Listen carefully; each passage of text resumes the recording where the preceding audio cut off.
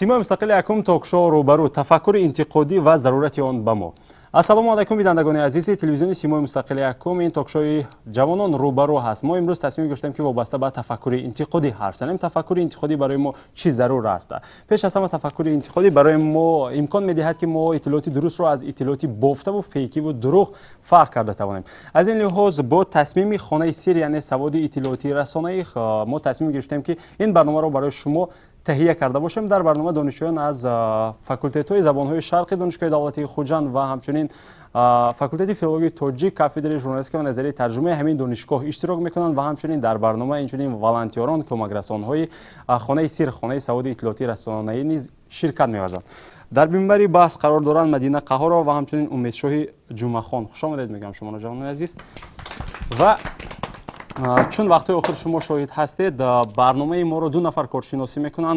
یکی از کارشناس از طرف دستی راستی من معلم دانشگاه دولتی خوجند به نام اکادمیک بابا جان غفورов نامزد علم فیلولوژی ترینری سعودی رسانه‌ای معلم گلروخان تورایوا حضور دارند. خوش آمدید معلم. و همچنین سرمحرر تلویزیون سیمای مستقل یکم استاد ما استاد دانشگاه دولتی خوجند به نام اکادمیک بابا جان غفورov الهام جان هاشموف. استاد خوش آمدید.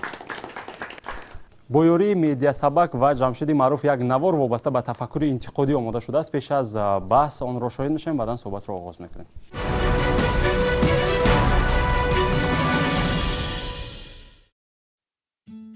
سلام مکس، با چی کار مشغول هستی؟ کتاب میخوانی؟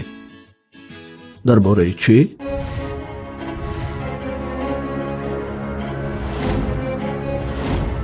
مکس، آیا میدانی که اساطیر چیست؟ اساطیر این گپی بافته است چون آدمان دیرسیرت و زیرسیرت و برق پرتاینده وجود ندارد. بله، در کتاب این چیز نوشته شده است، ولی نه هر چیزی که در کتاب نوشته شده است ما باید باور کنیم. مکس باید تفکر انتقادی داشت. بله مکس، انتقادی این همه چیز را زیر سوال گذاشتن است. در اصل چنین نیست. این همه علاقه از ساحه فیزیک است. این خالیشوی شراره الکتریکی در اتمسفر می باشد، نه برق پرتوی زیوس. بیا مکس، به طور انتقادی تفکر میکنیم و به همه چیز پی هم باور نمیکنیم. خوش ببین، برای تفکر انتقادی داشتن باید یک غایه فکر را از چند طرف دیده برآمد. عالمان کیها کشف کردند که کسی در بالای ابر نیست و برق پرتایی نمی کند. ابرهای رعد و برق از بخار و یخمیده عبارت است. جریان هوا که از زمین بخار می شود به ابرها تبدیل می یابند. از این رو ذره‌چه ها در حرکت بوده به همدیگر برخورد دارند. همین طور جریان الکتریکی پیدا شده بالای ابرها نیروی مثبت و پایین آن را منفی میگیرد. اگر در ابرهای نچندان کلان شدتناکی تقریبا میلیون ولت در یک متر رخ دهد، قوه الکتریکی پیدا می شود. درخش تابان با جدا کردن گرمی نهایت زیاد، این است نیروی برق. و اکنون خلاصه نمایید که کدام از این نظریه درست است. مکس، تو چی فکر داری؟ با کدامی از اینها باور کرد؟ ما این مسئله را تنها از دو طرف دیده برآمدیم. گاه تفکر انتقادی به ما مصلحت می‌دهد که مسئله را از 3-4 طرف و یا زیاده از آن دیده برآییم. برای تفکر انتقادی داشتن چه لازم است؟ البته خواندن زیاد و دانستن خوب است، ولی سویه بلند دانش هنوز معنای داشتن تفکر انتقادی را ندارد. نخست مثل شرلک باشد. دوم، شبهه کنید. هر یک غایه را تحت شبهه قرار دهید و آن را از چند نقطه نظر دیده برآیید. سوم، دلیل ها را سنجید. مخصوصا امروز این چیز در وسایل اخبار عامه خیلی زیاد به نظر می رسد که هر یک وسایل اخبار عامه چی را ضرور داند آن را میگوید. وسایل اخبار عامه غرب یک چیز دیگر میگوید. وسایل اخبار عامه شرق باشد دیگر. وسایل اخبار عامه جنوب سوم چیز و وسایل اخبار عامه شمال چیز چهارم را میگوید. و نهایت هرچی بیشتر سوال گذارید، در اساس این سوال ها شما می توانید منظره واقعی حادثه را باز هم عمیق‌تر به دست آورید. مکس، در روزنامه چی می نویسند؟ و تو به این باور داری؟ آفرین مکس، همین طور ادامه ده. شما تفکر خود را چگونه رشد می دهید؟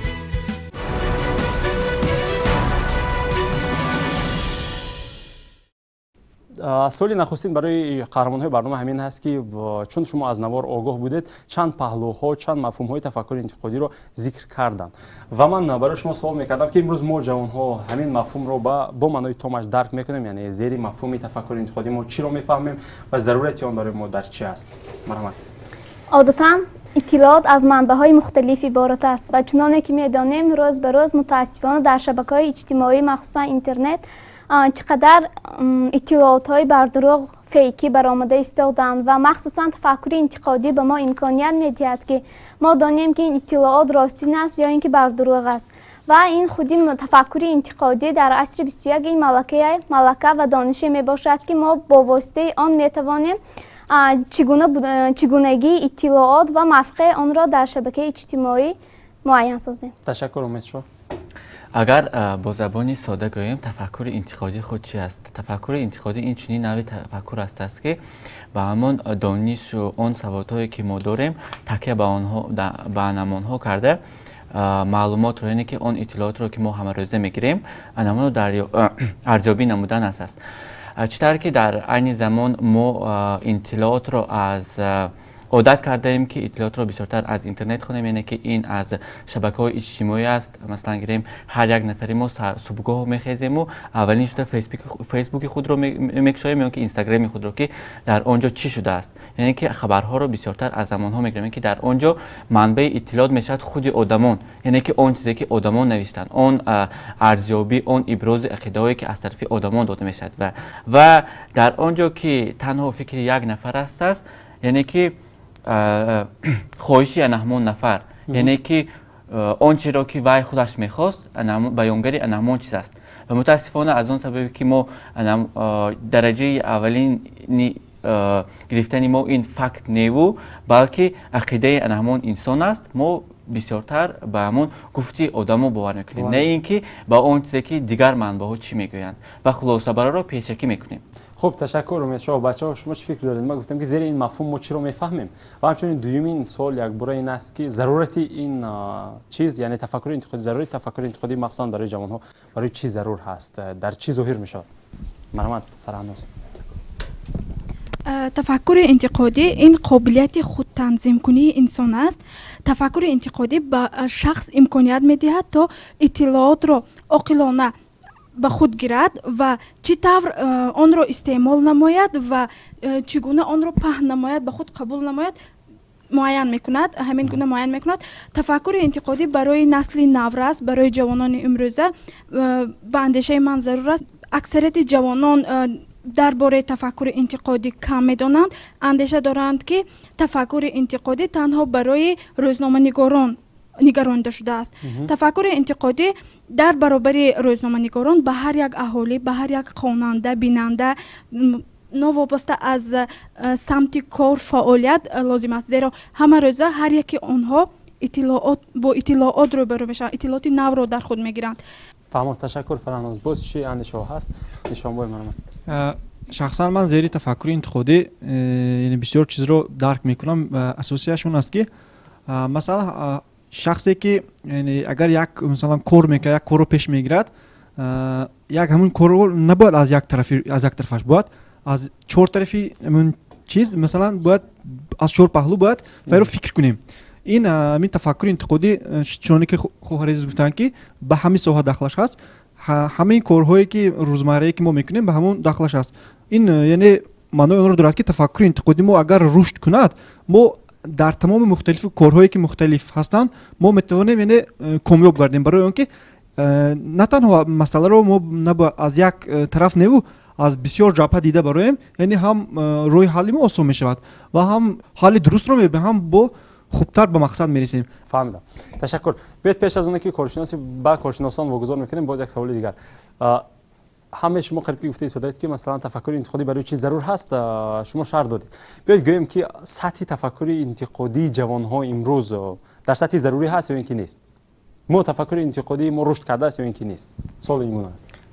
خب امید شما مدینه مرحمت کردنتون. اگر به امروز ها نگریم تفکر انتقادی جوانان نه آنقدر رشد کرده است، چون که وقت برای به تفکر انتقادی نائل گشتن پیش از همه بسیار خواندن در کار، سوادناکی بسیار لازم است و چنانه که میبینیم جوانهای ما این آنقدر به کتابخوانی امروز رو نمیآورند و از همین سبب تفکر انتقادی آنها آنقدر رشد نکرده است و وقتی که یک اطلاعات رو با یک اطلاعات ما در شبکه‌های اجتماعی وا میخوریم، آن را اکثریت аз ҳар ҷиҳаташ онро таҳлил намекунанд ва яку якбора хулосаи худро мебароранд ки ҳа ин хел будааст ва ин хел будааст, яъне дурӯғ будааст ё рост будааст, онро таҳлил намекунанд. Мадина, шумо боварӣ доред ки бо хондани китоб, масалан бо зиёд хондани китоб тафаккури интиқодӣ мо рушд мекунад? албатта яке аз самтҳои рушди тафаккури интиқодӣ хондани китоб аст. Ташаккур. Умед Шоҳ, шумо чӣ мегӯед? ман фикр мекунам ки сатҳи тафаккури интиқодии ҷавонон дар сатҳи зарурӣ нест. Барои чӣ читар ки ино гуфтанд, яъне ки бо хондани бисёри китоб, яъне ки дониши худро зиёд карда, ман фикр мекунам ки сатҳи тафаккури интиқодии худро баланд кардан шояд ки дар як дараҷа мумкин бошад, яъне ки дар раваи умум, яъне ки интихоб кардани он китобҳое ки дар ҳақиқат ҳам саводи тафаккури интиқодии шахсро баланд мебарад, яъне ки дар ин ҷо ҳам, яъне ки ба ҳар як чиз, яъне ки ба таври бошубҳа нигоҳ кардан аст ва ба дасткории воситаҳои ахбори омма, инчунин ба дасткории дигарон низ нафар омадан фикр мекунам. хуб бошад. Умед, ташаккур. Марамат, боз Фараҳноз сурхро нишон базан. ман ба андешаи ин кас зид ҳастам. ин нафар гуфтанд ки агар бо иттилоот бисёр хонда бошад вай тафаккури интиқодӣ дорад.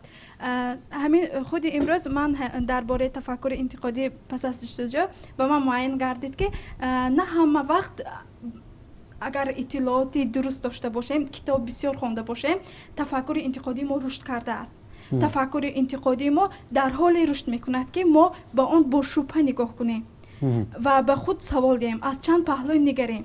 чӣ тавре ки умед қайд кардан, китобҳое ҳастанд ки дар воқеъ моро ба роҳи шубҳа кардан, бо тафаккури интиқодӣ назар кардан менигаронад. мегирем китоби Шерлок Холмс. дар он вақте ки худам мутолиа мекардам, ҳангоми як ҳикояро мутолиа намудан, ба ҳикояи дуюм гузаштан, худи ман уже фикр мекардам ки дар воқеъ ҳамин кор як вай дорад, як пасравӣ, як каҷӣ дорад ки ин ба ҳамин воқеъ оварда расонид. Чунин китобҳо ҳастанд ва агар он китобҳоро мутолиа кунем, ба фикрам шояд рушд мекунад тафаккури интиқодӣ. Ташаккур. мо вобаста ба рушди тафаккури интиқодӣ ҳоло ҳарф мезанем. боз Нишонбой, боз дигарҳо ки ҳарф мезананд? Нишонбой, андеши дигар? Марамат. ман шахсан ба фикри хорезмиён на он қадар розӣ ҳастам. он кас гуфтанд ки тафаккури интиқодӣ яъне ба ҳар як чиз бо шубҳа нигаштани тафаккури интиқодӣ аст. лекин гуфтанд ки Мадинахон гуфтанд ки яъне самти рушди тафаккури интиқодӣ ин китоб хондан. ман инро мехоҳам қайд кунам ки ҳам китоб хондан, ҳам ба чиз шубҳа кардан, ҳам пайваста ҳамин ба замон, мутобиқи замон рафтану аз ҳар ҳодисаҳое ки мегузарад ё ки ҳамин рӯзмарра ҳаст, бояд аз ҳамон чизо масалан мо огоҳ бошем. дар ҳамон вақт тафаккури интиқодӣ мо рушд мекунад. яъне на танҳо ба як чиз шубҳа нигоҳ кардан, бояд бохабар будан лозим аст. ҳам китоб хондан, ҳам бохабар будан, ҳам ҳар як чиз аз чор паҳлӯ нигашта, ҳам шубҳа кардан. фаҳмо, ташаккур. хуб Моҳру, Марамат, балангӯякро ба Моҳру медем. ман ба фикри ино камтарак шубҳамам ҳаст, бо ҳам фикри худамро зикр менамоям. вақте ки шумо гуфтед ки барои тафаккури интиқодиро доштан, шумо ба ҳамон солу замона рафтан дар кор ва китоб хондан на он қадар барои он лозим аст. лекин барои як хабарро анализу синтез кардан, ин мо бояд чӣ кор кунем? Бояд ҳамон китобҳои лозимаро хонем. китоб агар набошад, мо мисол набинем ки агар ҳамон нависанда ё ин ки вай аз паҳлӯҳои як тарафаш синтез карда натавонад. мисол китоби таърих. вақте ки мо таърихро мехонем, аз солҳои гузашта то солҳои ҳозира чӣ кор мекунем? хонда онро таҳлил мекунем. зери шубҳа, зери назари худамон шубҳа пайдо мешавад ки барои чӣ дар он замона ихе шуд, барои чӣ ҳамин тард бо роҳи китоб мо чӣ кор мекунем? ҳамон хабари дар пеши мо истодаро, яъне шубҳа ба назари шубҳа нигоҳ карда ва ёро таҳлил карда синтез мекунем. ба назари ман ин фикри шахсии пеш аз он ки одам як саволро ҷавоб медиҳад, ба як савол аввал хуб дарк мекунад. ман нагуфтам ки масалан китоб нахондан боз чӣ гуфтед шумо? Не, ман ин тар нагуфтам. Китоб нахондан дар кор. шумо гуфтед ки ба ваи چی رسیدن به سطح به سطح بالای وای زبایی رسیدن گفتن ضروریات رسیدن باید که ما زمانه رو گفتیم من برای همونش به شما سوال دادم جواب دادم گفتنی که این را باید گفتنی هم که- گوش کنید من اینو گفتنی هم که باید یعنی از تمام مسئله های روزمره که هست مثلا خب منم همین باید رو گفتم از تمام چیز باید بخبر بودن لازم است باید از همین بخبر بودن لازم جوانای است عزیز تشکر. بیاید من سوال رو برای شما برای هر دو شما میگم واگذار میکنم که برای انتخاب کتاب هم تفکر انتقادی لازم است یا اینکه نه؟ بله لازم است مطالعه. تشکر. خب تشکر. بیاید پایان بحث شما رو با کارشناسان برنامه واگذار میکنیم که درستی اندیشه ما رو تحلیل نمایند. معلم شما چی نظر دارید؟ کدام اندیشه رو گفتم ممکن است که جانبداری میکنید و خب تشکر. به من بسیار این صحبت معقول است. من خیلی خرسند هستم که امروز جوانان ما به بررسی تفکری انتقادی روی آوردند و این موضوع رو خیلی مهم می‌حسابند. پیش از آن که ما در این موضوع صحبت کنیم ما برای خود باید معین نماییم که تفکر انتقادی این چیست. این دانش است، این مهارت است یا ملکه است. تفکر انتقادی این ملکه است. ملکه شما علاقه از موضوعهای درسی میدونید، از پسیخولوژی شما برخوردار هستید که ملکه در جریان به دست آورده میشه. در جریان آموزش ما اول دانش میگیریم بعد مهارت پیدا میکنیم و ملکه سطح سومین است که ما علاقه بعضا به اختیارانه قرار قبول میکنیم. برای چی؟ برای اینکه ما در این مورد دانش داریم و دانش خود را در مهارت علاقه ظاهر کرده ایم و در تجربه دیگران میبینیم و در سطح ملکه ما علاقه آن را انعکاس مینماییم. در اینجا فکرهای درست گفته شدن، مثلا شبهه کردن، سوالهای درست گذاشتن، از جنبه های گوناگون، از اسپکت های گوناگون بررسی نمودن این یا آن مسئله درج گردید و همه این درست است.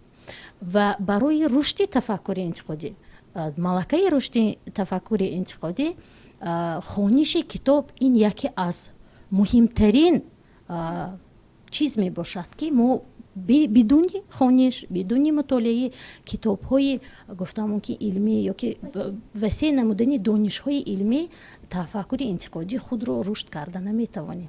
لیکن علاوه بر خوانش اثرها کتاب ها باز دیگر سمت‌هایی هست، سرچشمه‌هایی هست که ما می‌توانیم تفکر انتقادی خود را رشد نماییم. من فکر می‌کنم که دوام برنامه به این موضوع برمیگردیم. تشکر. سلامت باشید. تشکر زیاد. خب استاد از اندیشه جوان‌ها با خودتون چه خلاصه گرفتید؟ من بسیار خرسند واقعا معلم اینجا ناز گفتن که من احساس می‌کنم که همه جوان‌ها که اینجا اشتراک دارن سمینارها به اشتراک کردگی. همین 2 سال اخیر همین موضوع خیلی زیاد شد در مورد رشد تفکر انتقادی مخصوصا برای جوانان. من احساس میکنم که همه آنها گویم درس گرفته هستند. یک دوی معلم اینجا بسیار خوب گفتن که ملکه است، به خاطر اون که بعد دانش و مهارت اون فرصتی است که به یک کار فرمودن در کار این به من این چیز در کار عقل. بنابر همین من یک نکته میگم ده همطور بعد خیلی جنب بحث میکنم. من همین هیجان سال هیجان شما لیمپوپو بردید و جایی که مثلا بردید وقتی که میبیند که دیگر بچه که همش بازی کرده چیکار میکند؟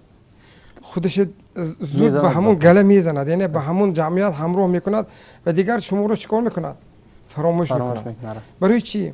برای اینکه حیات امروزی ما همین گونه نوگانی های زیادی رو به میان آورده شده است که جوانو بیشتر از تفکر به احساسات داده میشن و اون کودکای ما اخوردی وقتی که ما برای اونها چیز عجیبی پیشنهاد میکنیم حتی خوردنش هم فراموش میکند. برای خوردن چیز شرط که برای سالم بودن هستیش، اما احساس بالاتر میگیرد، بنابر همین زود داده میشن و مناسبت این ما هم به تفکر این خود جوانو امروز هم بیشتر سری احساس است، چون که جوانو انم معلم بسیار خوب گفتن که از بس که ملکه کی کامل نیست نمیفهمند و زود سری احساس کار میگیرن.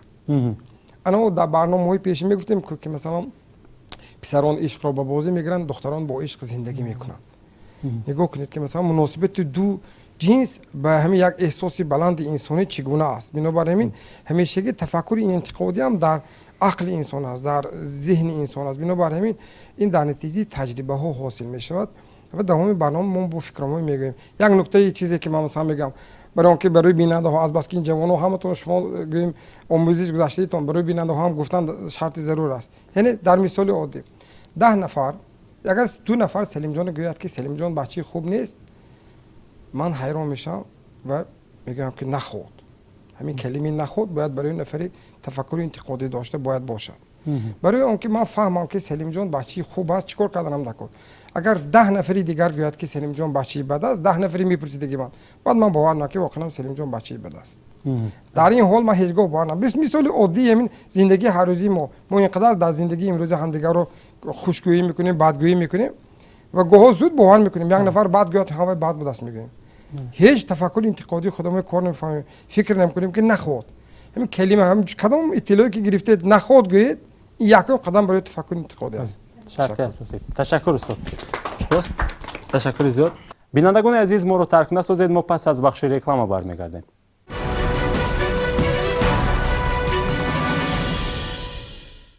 خب تشکر. ما از نقطه نظری آن که امروز سطح تفکر انتقادی جوانان چگونه است سخن کردیم و برای خلاصه رسیدیم که عادتاً نسبتاً در سطح ضروری نیست گفتن. خب بیاید وابسته به آن گوییم که امروز سطح تفکری کلانسالان چگونه است و مناسبت آنها با همین مفهوم تفکر انتقادی به فکر شما چگونه است چون شما مشاهده میکنید و میبینید. اگر که کلانسالو بگیریم چیزی که استاد گفتن کلانسالو نیستم و اینچنین از همون اموری که همه سالا در همین بعضی رسانه‌ها پیدا می شود که آن نفرانی که سن سالشان از 35-45 بالاتر است آنها به همون دروغی که در فضای اینترنتی پهن می شود و همون تستر باوری پیدا می کنند و آن فیک و با آن دروغ اینچنین با آن دستکاری هایی که در فضای اینترنتی پهن می‌گردد با همون باوری زود پیدا می‌کنند و همون اطلاعات رو با دیگران هم پهن می‌کنند. اینچنین از زمین تجربه از زمین هر روز خودم که در شبکه اجتماعی می‌بینم بعضی حالت‌های می‌شود که در دستانم هستند نفرانی میان سال کلان سال که گوییم سن سالشان به 60 است یعنی که 50 برستگی است و آنها اکثر وقت همون موادهایی را پهن می‌کنند که احساس آدمان رو به خود جلب می‌کنند که بیان کس یاردم لازم است گرچند که اون همون مواد اگر بینید اگر 2 سال پیش نشر گشتگی است و شخص باشد اون رو امروز آمده پهن میکنند یا اینکه یگان خبری نادرست رو میگیرند و یعنی که میخونند و زود به احساسات خود وای شده انمون رو با دیگران پهن میکنند. تشکر. این وابسته به کلان سالان یعنی که آنها زود باورند. شما برای نظر هستید که در سطح ضروری نیست اگر خلاصه کنیم همین گونه. خب من شما چی میگید؟ با فکر این کس هم فکر می باشم چون که اگر امروز ها بینیم کلان سالان نسبت جوان ها کمتر باشد هم از علم دور هستند و همین گونه است. از علم؟ بله. چون که جوانان همیشه در آموختن علم در جستجوی علم قرار دارند و وقتی که سن و سال کمتر به استر می روند ما می بینیم که آنها از علم دور می شوند و از خواندن کتاب نیز کمتر غافل می مانند و تفکر انتقادی آنها نیز از رشد می ماند و وقتی که آنها به اطلاعات می نگرند علاقه چنانه که این کس گفتند زود باور می کنند و آن را به دیگران پهن می کنند. تشکر. اشتراکچیان عزیز بیاید موقعیتتان رو نشان دهید که با همین دو اندیشه که قریب که یک گونه بود شما راضی هستید یا اینکه نه؟ کی راضی نیست؟ هم راضی است؟ اندیشانبو یا ماهرو پروین مرمت از شما؟ خیلی که مدینه بانو گفتن کلانسالان علم ندارن. من به این چی کمتر از این دور میشن نسبت جوانان امروز. بله کمتر از علم دور هستن گفتید. بله من به این فکر راضی نیستم و ضد هستم زیرا که وقتی که ما به سن مکتب خانی میرسیم پدر و مادر ما رو میخواهد که به علم آموختن کوشش کنند و ما رو به چی علم آموزوندن ما رو به وادار سازند که همون چی رو یاد گیریم و به زمان نگشته مطابق شویم و پیش از این که پدر و مادر ما و ولی کلان سالان که از این امتحان هایی که مثلا گذشته اند میدانند و ما رو به همین راه نگاه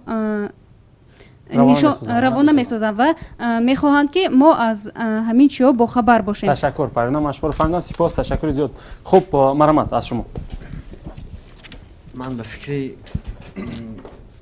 کس راضی هستم چون که این کس در نظر نداشتن که کلانسالان کاملا و از رخ بدونشن نه کلانسالان از خیلی که در زمان معاصر عصر علم و تکنیک است ولی پنجشوی رسانه ها واسطه پنجشوی رسانه ها خیلی زیاد شده ایستاده است طریق شبکه‌های اجتماعی و کلانسالان از همین جهت خیلی که این کس قید کردن از علم معاصر از علم تکنیک‌های معاصر حاضر قفا ماندند از همین سبب رسانه را تفکر انتقادی آنها خیلی در سطح پست است از همین سببی که علم تکنیک آنها از معاصر وای ندارند. تشکر. شما باوری دارید که سطح تفکر انتقادی کلانسالان نسبت به جوانها پست‌تر است؟ همین گونه است بچه‌ها؟ من یک چیز ممکن اضافه کنم مایل است. با نوبت کی یکم حرف میزنم مرحمت باشد از بانو.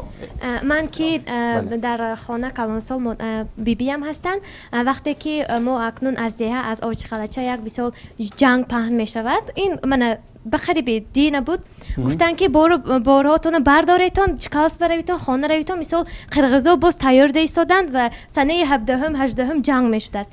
خیلی ما چیکار کنیم ما همین قم میفهمونیم که نه اوچه خیر نیست آخر و حالی و جیم شدگی سیل شدگی نه و فقط همون به همون گپ های آدم ها باور میکنن فریفتی همون وای ها هستند کلان ها هستن و ما مجبور میشیم که همون با گپ کلانسال باور کنیم و به همون مثال با گپ وها باور نکنیم هم نمیشود آخه برای همین از همین خلاصه برآورده میگویم که تفکر انتقادی یعنی با نظر شبهه نگاه کردن به یک واقعه و یا به یک گپ پستر است. فهمو نشان بود مرحمت.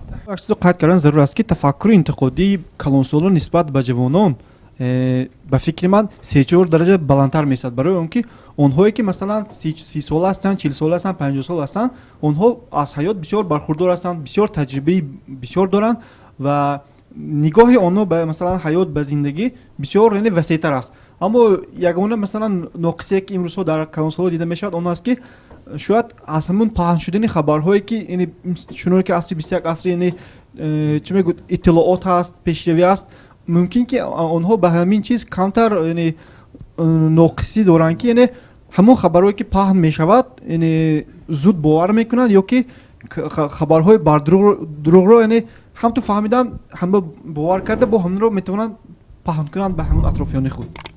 تشکر. سپاس. مرحمت کوتاه فقط فکری استادم رو دستگیری میکنم از تجربه خود گفتنی هستم وقتی که در صنف 11 میخوندم در شبکه‌های اینترنتی یک خبری پهن شد که هنگامی در جریان رشد و خروج افتن بیماری کرونا ویروس بود این خبر و در اینجا یک خبری پهن شد که اگر از کتاب قرآن رو کشوید و در درونش یک میجه گذاشته شده است همون رو بینوشید اگر از همین بیماری شفا مییابید.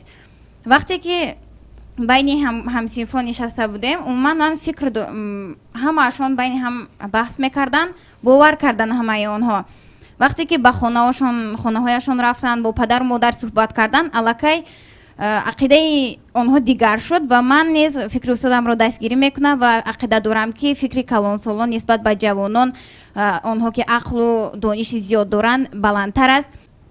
تشکر خواهر عزیز سپاس. خب بیاید از کارشناسان برنامه با هم پرسان میشیم. اینجا جوانها بحث کردن و واقعا هم دو پهلوی مسئله بود که برخی از جوانها بران اندیشه بودند که امروز تفکر انتقادی کلانسالان نیز در سطح ضروری هست و از ما نسبتا جوانها بلندتر است. یک گروه گفتن که نه متاسفانه این گونه نیست. خب معلم شما چه میگید؟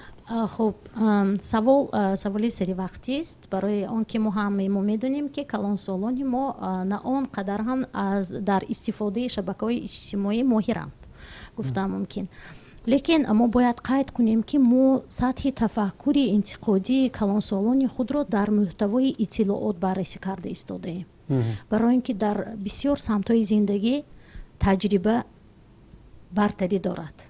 میگویند که تجربه بی‌بهاست یعنی کلانسالان که بسیار از تجربه روزگار آموخته‌اند و دانش هایی که در عمل آنها سنجیده آمدند و امروز خلاصه های معین میبرند این از تجربه آنها میباشد لیکن در محتوای اگر اطلاعات نگاه کنیم من فکر میکنم که همین سمت بسیار کارها رو تواب میکند برای اینکه آنها گفتم ممکن نفرانی که از سن 50-60 بالا هستند با همه قریب که همه معلوماتی که توسط تلویزیون تماشا میکنند آنها باور میکنند барои чӣ барои он ки онҳо дар ҳамон замони ба воя расидаанд ки замони иттифоқи шӯравӣ ин ба онҳо хос аст ва дар қисмати аввали барнома чӣ хеле ки устод гуфтанд эҳсосот ҳам ҳаст вақте ки эҳсосот баланд мешавад тафаккури интиқодӣ баъзан яксӯй гузошта мешавад хушбахтона дар фарҳанги мо таваҷҷӯҳ ба афроди калонсол бисёр аст ва мо падару модарони худро эҳтиёт мекунем сари вақт таваҷҷӯҳ зоҳир мекунем ин чиз дар мо мушоҳида карда намешавад лекин дар баъзе кишварҳо агар мо назар кунем аз сабаби он ки калонсолон дар танҳоӣ чӣ мегӯянд умр ба сар мебаранд ҳамин мушкилӣ сатҳи пасти тафаккури интиқодӣ ба бисёр натиҷаҳои гуфтан мумкин баъд оварда мерасонад масалан қалобӣ чӣ хел ба хонаҳошон соҳиб мешаванд ва ғайраҳо казо дар ин ҷо ду роҳи рушди тафаккури интиқодӣ қайд карда шуд дар ҷараёни суҳбат ин буд таҷриба ва ҳамнишини дуруст ин роҳҳои рушди малакаҳои тафаккури интиқодӣ мебошад барои ин ки мо аз таҷриба ҳам меомӯзем на танҳо аз китобҳои илмӣ ва мо аз ҳамнишинҳои худ аз муҳити атрофи худ аз муҳите ки мо ҳамсӯҳбат мекунем муошират мекунем меомӯзем мо мушоҳида мекунем хулоса мебарорем ташаккур маънум сипос мо ҳоло албатта сари пешниҳод ва сари оне ки мо чӣ кор бояд кунем ҳатман ки боз ҳам бармегардем устод марҳамат шумо чӣ мегӯед мо гуфтем шумо чӣ хулоса кардед аз гуфтаи мо ташаккур ман як нуктаро аз ҳосили баҳсҳои ҷавоно ман як нуктаро гуфтани ҳастам ки ҳамин дар шароити имрӯз ҳар як истифодабарандаи шабакаҳои иҷтимоӣ ин медия аст яъне шумо расонаи иттилоотӣ ҳастед фақат аз қайди давлатӣ нагузаштаед аммо назди қонун шумо ҷавоб медиҳед шумо вақте аккаунти худро дар фейсбук инстаграм одноклассники ба қайд мегиред ному насабатон шаҳрвандитон маълум аст ва аз IP адреси шумо IP суроғи шумо ёфтан ягон душворӣ надорад пас шумо барои он лайкҳою барои классҳои гузоштаатон ҷавобгар ҳастед барои чӣ ин барнома таҳия шуду имрӯз масалан баҳс рафта истода сухан дар мавриди тафаккури интиқодиро тарбия карданаш ба зиммаи шумо хеле калон аст хеле муҳим аст мо гуфтем аз калонсол дуруст калонсоло маҳорати малакаи аниқтараш истифода бурдан аз шабакаҳои иҷтимоиро кам доранд ва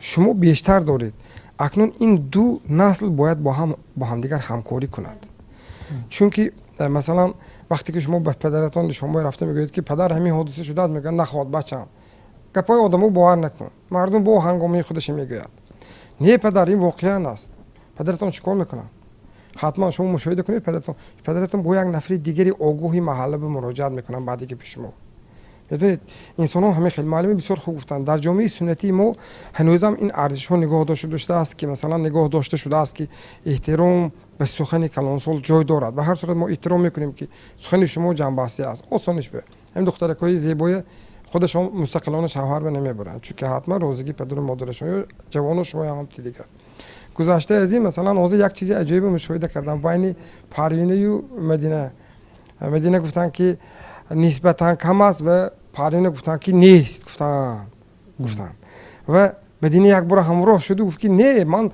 тамом нест нагуфтам дониши калонсолонро гуфтам ки нисбатан кам аст нигоҳ кунед медина манбаи иттилоотӣ аст якум сухан аз забони ки баромад аз забони медина шунаванда ки буд парвина اون اطلاع چه قبول کرد سری احساس قبول کرد انا حوض من جواب میتیم انا حوض من مدینی جوش میشنونم نه من اینو برای تنقیدی وای کی پروینه گفتی که نه من پروینه دانشی بسیار احترام میکنم و شاگردی من خیلی یک دانشی احترام میکنم چون که همیشه این مسئله به بسیار بوشورانه اما او همچون یک نفر میدیا همچون یک نفر استفاده برنده شبکه اجتماعی اندیشی خودش دارد. اگه تصور کنید وقتی ما منبع اصلی رسمیه ما نمیدونیم و از زبان سیاسی میشنوید نگاه کنید که چی گپ شد اطلاع تمام دیگر میرود بنابر همین من در آمریکا بودم سال 2009 و یک وقتی که واسطه اخبار عامه همون تلویزیون‌های محلی و گویم شبکه‌ایش گویم بازدید عمل کردن سوال دادم که در شما بیشتر به کدام نمودی خبرها توجه میکنه و گفت که یک نفر گویم استفاده برنده عادی برای من بسیار جالب است شنیدن آب و هوا بخش آب و هوا این آب و هوا شما اخبار گوش نمیکنید. اخبار اینترنت هم هست، ما یافته میگیریم. برای چی مخصوص آب و هوا؟ برای اون که من پگاه همراه خودم چتر گیرم یا نه.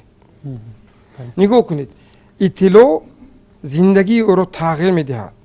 اگر مثلا پگاه در شهر خودم باران میبارد گوی دو، اگر واقعا این اگر امو استفاده برنده یا بیننده اگر شنود حتما همراه خودش پگاه باید چتر میگیرد، نباشد زیری باران میماند. ما دیده ایستادیم که چند روز آخر باران‌های پرشدت. یعنی نگاه کنید که اطلاع چه به زندگی آدمو تغییر میرساند. بیمارو یکی ماهر اینجا بسیار یک نکته عجیبی گفتن در مورد همون از بس که در منطقه سرحدی که زندگی میکنن.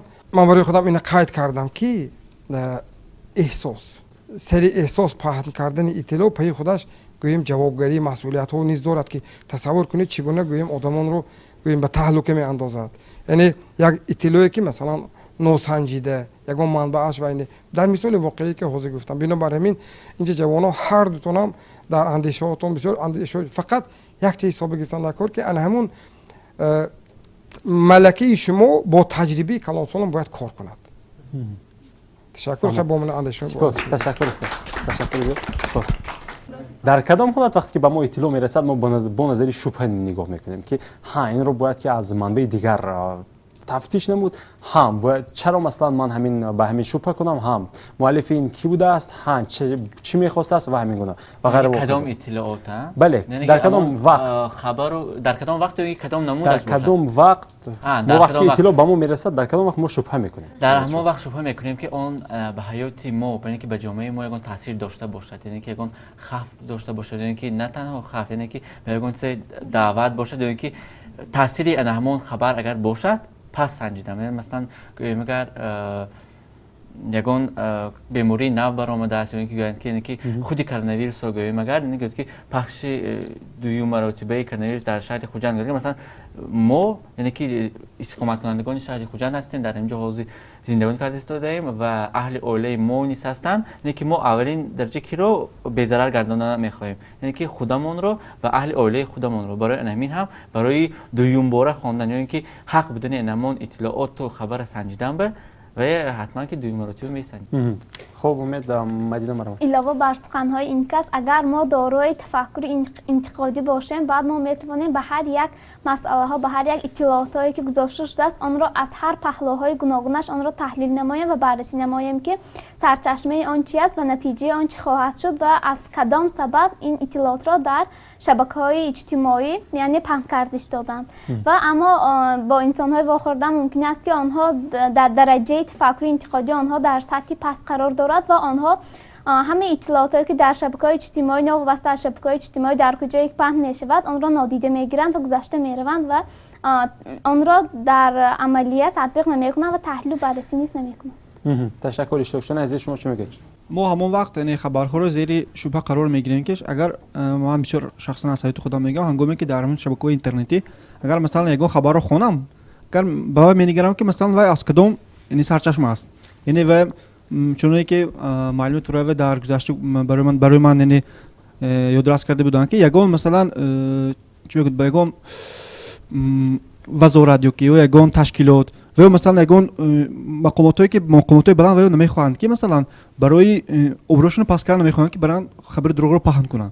برای اون یعنی من اساسا تحکیم میکنم به این سامانه‌های معتمدی وطنی. مثلا بسیار هم هنگامی که مثلا صفحه فیسبوک رو میگردم هم تو نگرام که مثلا امید خوار اینی که وای حکومتی مثلا بسیار خبرهایی که از همون من با سرچشمه‌های رسمی تکیه کرده میخونم. تو اگر خبرها تو از نمونه اگر از خبرهای سامانه‌های رسمی نخونم زیر شبهه قرار میگیره که تو کدوم درجه درست است. شما با مثلا سامانه‌های رسمی هم شما چی می‌گید؟ درست است. سامانه‌های رسمی هم نه مثلا 100% خبری درست رو نشر نکنم، لیکن شما ممکن است اینکه این سوالی من اینگونه است که مثلا سامانه رسمی هم میتونن که اشتباه کنن. خیلی میتونن اشتباه کنن مثلا. اما اگر با شخصی هستن که مثلا تو میبرم مثلا امروز در خوجند یگان حادثه شد میگم خیلی به هر کس باور نمیکنه چون که باید یک سامانه‌اش داشت لازم است یک وی رسمی روزنامه‌نگار باید وای کنه. هم به فکر من شخصا به сарчашмаҳои муътамад бояд такя кард. фаҳмо ман илова кунам айлаш марамат мечо мо ҳоло дар бораи тафаккури интиқодӣ бисёр гап задему онро малака ҳам гуфтем ва ман гуфтанӣ ҳастам ки чизе ки ино гуфтанд ки бисёртар ба он хабарҳое ки аз тарафи аз тарафи манбаъҳои расмӣ мақомотҳои расмӣ гуфтем боварӣ пайдо мекунанду чӣ мекунанд гуфтанӣ ҳастам ки ҳатто ки дар анамон гарчанде ки дар масалан далелсанҷӣ агар гирем гар мо барои ҳукми дуруст баровардан ҳатман ки ба намон гуфти мақомотҳои расмӣ менигарем вале ки аз хотир баровардан лозим нест аст ки ҳатто мақомотҳои расмӣ низ ҳам дар ҳамон маводҳои худине ки дар ҳамон вақте ки хабар месанд унсурҳои дасткорӣ дар онҳо низ дида мешаванд. фаҳмо ташаккур мешо биёед боз ҳам хулосаро ба коршиносон медиҳем бо иҷозати шумо суоле буд ки масалан дар кадом ҳолат шубҳа мекунем бачаҳо андешаашонро гуфтанд шумо чӣ мегӯед?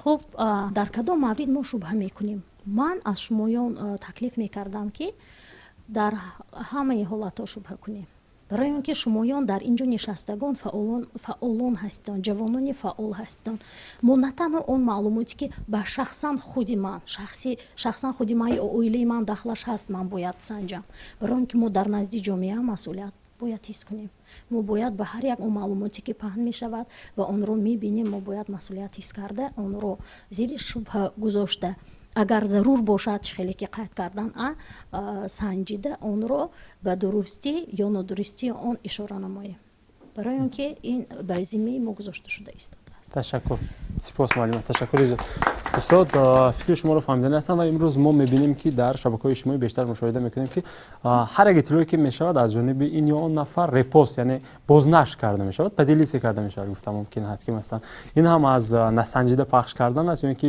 фикр мекунед ки ҳама масалан онро аввал месанҷад баъдан бознашр мекунад?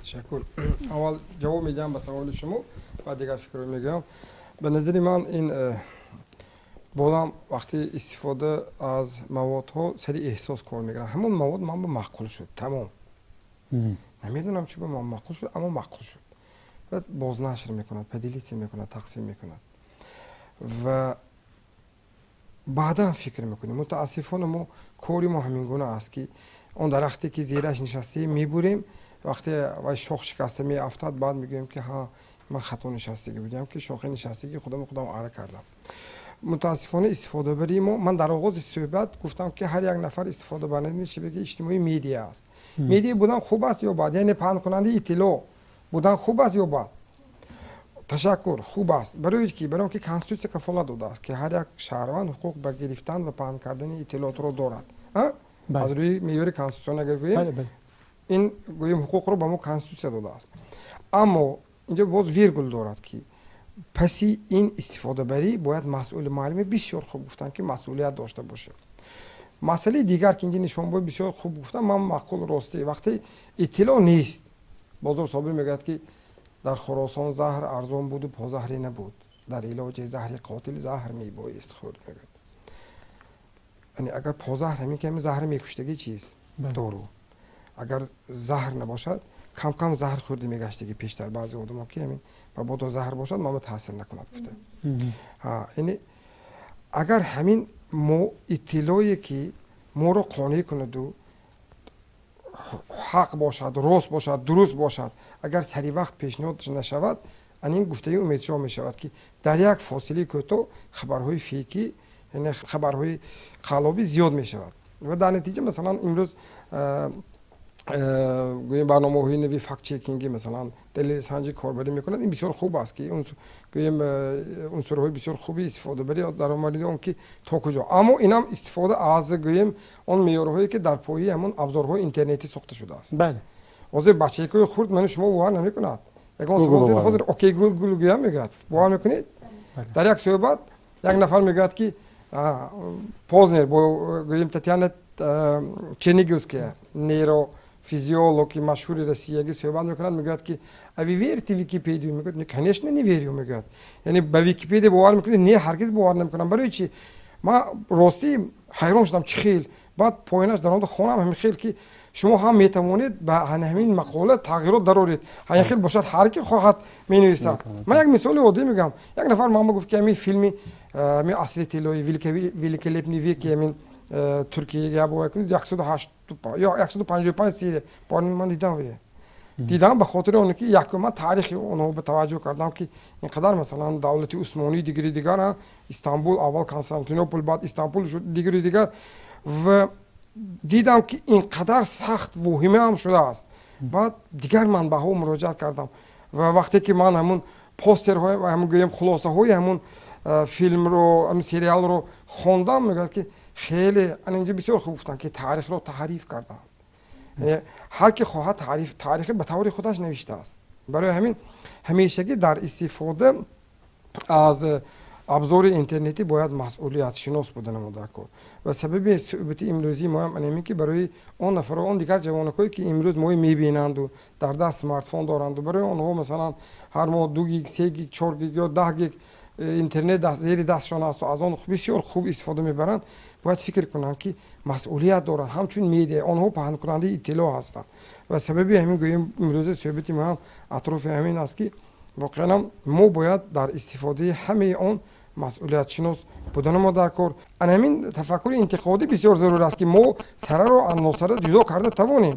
من در جنبه سخنم میگم که تفکر انتقادی داشتن به زبان به حالت امروزی ما به مثل یک واکسینه است که در درون ما الکی ایم شده است و اگر ویروسی بیرون از بیرون اگر ویروس آلا چیکار میکند این واکسینه بارزی وای کار میکند مبارزه میبرد. تفکر انتقادی انمی واکسینه از برای ما که چون از بیرون دیگر گوییم نیروی خلال کننده آمد بیماری آمد حتما وای میبرد و محو میکند. این گوییم بیننده های عزیز ما باید خوب درک کنند که گوییم ما باید پازهر اختراع کنیم. پازهر ما همین تفکر انتقادی ما. تشکر. سلامت باشید استاد. تشکر زیاد. سوال آخرانی من برای شما همین است که امروز شما در برنامه اشتراک کردید. کمی هم باشد فکر شما تغییر خورد یا اینکه نه و توصیه های شما به همسالانتون در انتها خلاصه های شما میشود. مرحبا. البته با عقل‌ها یاری میدهند و با فکری ما با عقیده ما فکرها جمع شدن. تشکر میگویم و همین را گفتنیم که برای نائل شدن به تفکر انتقادی حاضر برای شمایان 5 مصلحت مفید را مختصر بیان میکنم. یکم این که باید که ما ناوابسته از سمت خودمان از ساحه خودمان و دیگر به تمام ساحه ها باید که به نظر عمیق دقیق نگاه کنیم و جهانبینی خود را وسیع سازیم از تمام ساحه ها برخوردار باشیم. و دویمش این که هم ادبیات های علمی و هم ادبیات های بدیعی و هم ادبیات های علمی و هم بدیعی رو آوریم و آنها را نیز مطالعه نماییم. و سوم این که به فیلم های حجتی توجه ظاهر نماییم. مثلا در همین کانال های یوتیوب و دیگرها مثلا فیلم حجتی خیانت را مثال آورده میتوانیم آنها را نیز تماشا کرده باید که تحلیل و بررسی نماییم و فکر و خلاصه های نظری شخصی خود را بیان سازیم. و چهارم این که با شخصان از رفتاری آنها باید که ما درک نماییم که از سبب این گونگی رفتاری و چی است و به چه آورده میرساند و از چه سرچشمه میگیرد. و پنجمین مصلحت خود را گفتیم که باید که با همان آدمان از نزدیک هم صحبت شویم و از تجربه آنها نیز برخوردار باشیم و موقع خود را نیز در جامعه معین سازیم. تشکر. امید شو. تشکر زیاد. امید شو. خوش میکنم مختصر.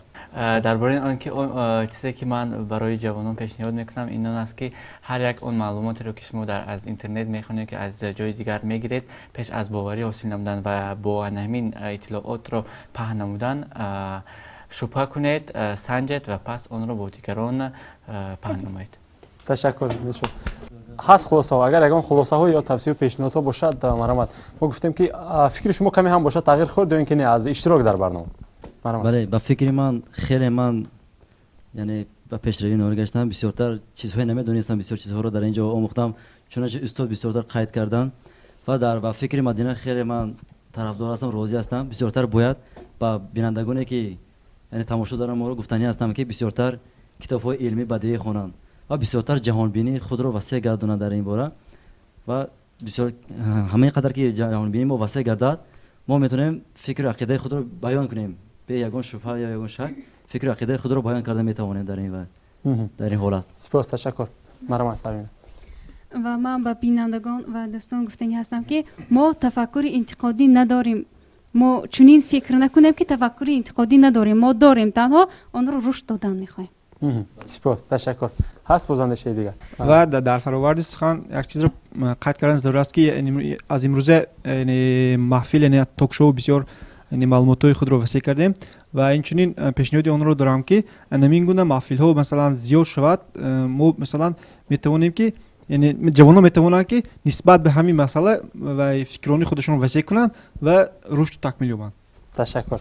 سپاس. بله درست قید کردید و من میخواهم که همین و ترینینگ ها و همین طور سمینارها بسیار شود و ما آمده جوان ها آمده فکر و ملاحظه های خود را درباره همه مفهوم های پیشرفته زمانی معاصر ما صحبت کنیم و تشکر به همون که این برنامه نوبتی روبرو مهمانی برنامه شدیم و جوانان از این خرسند هستیم و شاد هستیم که این طور برنامه ها در روزهای نزدیک با بسیارتر میشد و با ما جوانان نیز اشتراک میکنیم آمده. بله سپاس مهندس، تشکر زیاد. سپاس. هست بازنده دیگر؟ اگر نه معلم اگر اون خلاصه داشته باشید از موضوع از برنامه مرا. تشکری زیاد برای صحبت خیلی پرمحتوا. ما از شما آموختیم، شما از ما آموختید و من امید میکنم که بینندگان هم از این برنامه بسیار برداشت میکنم برای خود و در سمت رشد تفکر انتقادی ملکه تفکر انتقادی ما با همکارانم تصمیم گرفتیم که یک لایحه پیشنهاد کنیم. چه خیلی که سلیم جان گفته گذاشتن خانه سیر، خانه سواد اطلاعاتی رسانه‌ای و در چهارچوبی همین لایحه ما یک چند چاره‌بینی ها رو از قبیل سیسیه ها، ترینینگ ها، ماستر کلاس ها برای رشد نمودن این ملکه خیلی مهمی عصر 21 به نقشه گرفتیم و علاقه یک چند چاره‌بینی ها هم برگزار گردیدن و همین ماه ماه ما اولین جشنواره سواد اطلاعاتی رسانه‌ای را سنه 20 می آغاز میکنیم و از این فرصت استفاده برده همه شمایان رو به اشتراک در این جشنواره دعوت می نمایم. تشکر برای تکلیفتان سلیم جان. استاد برای مصلحت ها تشکری زیاد. من گمان میکنم این واخری ما اولین و آخرین نیست و ما باز صحبت ها در این موضوع می آرویم. تشکر. سپاس مانیم. تشکر زیاد. سپاس. استاد اگر خلاصه باشد مرا. تشکر. من یک نکته رو گفتنی هستم. ما بیشتر خواندنمون در کار میخوایم نمیخوایم در عصر اطلاعات در عصر الکترونی رقمی زندگی میکنیم. ما بیشتر توجه به کتاب داریم. کتاب‌های الکترونی میخونیم اما کتاب‌های کاغذی هم خوانیم. برای چی؟ ما پیش از همه احساسی گوییم نزدیکی پیدا میکنیم با آن انیسی کنج تنهایی گذشته از این و برای جهان بینی ما کار میکنه. جهان بینی ما وسیع شد، بعد ما سره رو از ناسره فرق کرده میتوانیم. چون که همین در روز مناسبت ها میبینیم که بعضیا میگن که یه وقت به گپ نتیجه گپ زدن نمیتواند. میگن برای چی به گپ زدن نمیتونه؟ برای اینکه وای نخونده است و همین چیز به فکرش سرجم کرده گفته نمیتواند و گوه ما همین گونه آدما رو نمیتواند هرگز نمیتواند به او امکانات دادن نکن. انا همین نفرایی که از اینجا میرویتون بین همسالای خودتون کاربری کنیتون گویتون که مثلا تفکر انتقادی داشتن همین گونه معنا از زبان ساده خودتون که فهمونید. برای اون که امروزه مثلا نشود این برنامه ما در شناخت دیگران چون یک موضوع معرضی علمی معرفی شود. بنابراین همین در محل زیستی خودتون امروز با جوانان کاربری که شما جوانان فعال هستید ما انمی خیلی در همکاری جمعیت پیش میبریم. تشکر. سپاس. تشکر سپاس. بینندگان عزیز من خاطررسان میکنم که این برنامه روبرو تاکشوی جوانان روبرو بود. ما در مورد تفکر انتقادی جوانان سطح تفکر انتقادی جوانان بحث کردیم و خلاصه هایمان رو گفتیم. البته خلاصه درست از خود شما است. تفکر انتقادی یک جزء مهمترین سواد رسانه‌ای هست و در اصل اطلاعات بدون تفکر انتقادی بدون داشتن سواد رسانه‌ای ما خیلی با سختی ها روبرو میشویم. از این نقطه نظر فکر میکنم که این موضوع یکی از موضوعهای مبرم و مهم برای جوانان عموما برای همه بود. از این نقطه نظر خانه سیر سواد اطلاعاتی رسانه‌ای تشبث کرد که این برنامه با همکاری تلویزیون سیمای مستقل یکم این برنامه رو برای شما پیشنهاد کند و باز هم در انتها میگم که این روبرو بود. روبرو با شما خلاصه درست از خود شما است. خیر عزیزان.